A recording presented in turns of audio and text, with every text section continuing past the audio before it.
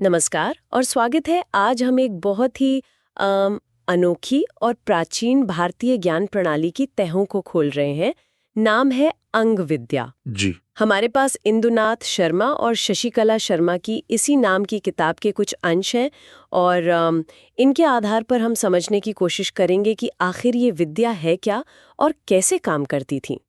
कभी सोचा है कि शरीर के अंगों का यूं ही फड़क उठना या उन पर बने कुछ निशान, क्या वो वाकई कोई मतलब रखते? चलिए इसी पर थोड़ी गहराई से बात करते हैं। बिल्कुल। और ये विषय हमें सीधे उस दौर की सोच में ले जाता है जब भारत में शरीर को सिर्फ एक जैविक इकाई नहीं मानते थे। हाँ। बल्कि संकेतों और संदेशों का एक जरिया भी समझा जाता था।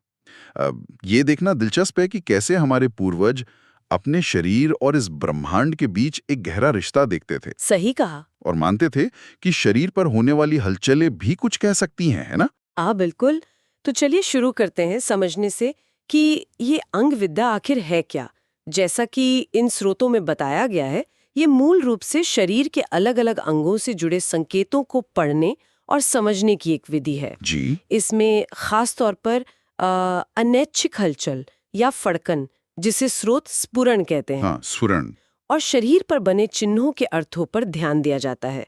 और ये कोई नई चीज नहीं है, बहुत पुरानी परंपरा लगती है। हाँ, और यहाँ सबसे रोचक बात यह है कि ये महज कुछ सुनी सुनाई बातें या आप कह लें अंधविश्वास का संग्रह नहीं है, जैसा कि स्रोत बताते हैं, अच्छा। बल्कि एक व्यवस्थित प्रणाली के तौर पे प्रस्तुत की गई है। मतलब जिसमें अवलोकन और व्याख्या के अपने नियम हैं।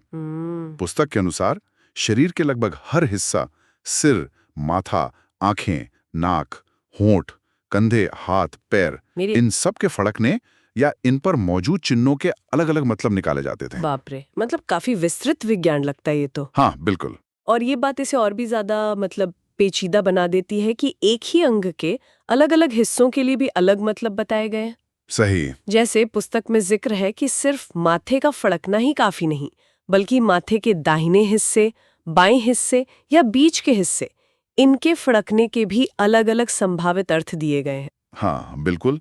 इससे अंदाजा लगता है कि कितने बारीक स्तर पर अवलोकन किया जाता होगा और इन संकेतों को भविष्य में होने वाली संभावित घटनाओं से जोड़ा जाता था, जैसे कोई अच्छी खबर मिलना या धन लाभ होना। अच्छा। यात्रा का योग बनना, किसी प्रियजन से मिलना या फिर किसी आने वाली परेशानी या हानि की चेतावनी। यानी अच्छे और बुरे दोनों तरह के संकेत। हाँ, दोनों तरह के।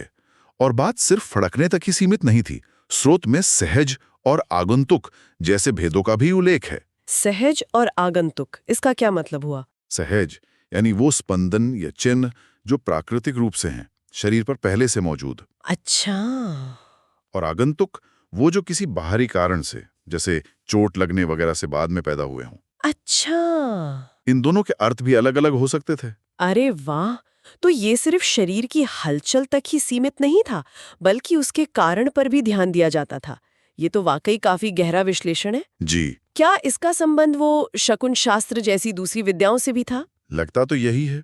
अंग विद्या काफी हद तक हम कह सकते हैं कि शकुन शास्त्र का ही एक हिस्सा मानी जा सकती है, जहां आसपास होने वाली घटनाओं या संकेतों से भविष्य का अनुमान लगाया जाता है।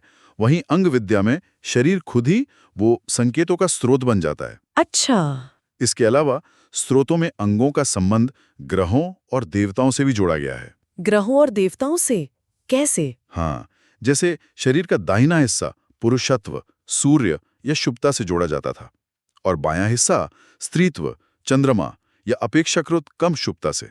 ओह! तो ये दिखाता है कि ये महज अंदाजा नहीं था, बल्कि एक पूरे